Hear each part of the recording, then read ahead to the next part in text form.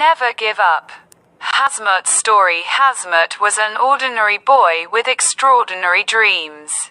Life around him was never easy. Sometimes the world felt heavy, sometimes people doubted him. And sometimes even his own heart whispered, "Maybe I can't do this." But deep inside, Hazmat carried one unshakable belief: never give up. When he failed an exam, instead of losing hope, he studied harder. When friends laughed at his small steps, he reminded himself that even the tallest tree starts from a seed. When he faced rejection, he told himself, "This is not the end. It's just a lesson."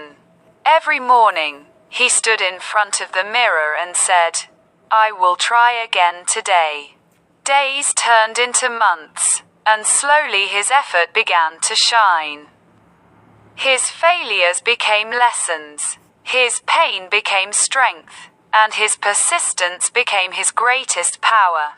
One day, the same people who once doubted him started saying, "Look at Hazmat. He never gave up." And Hazmat smiled, because he knew the truth. Success doesn't come to the strongest or the smartest.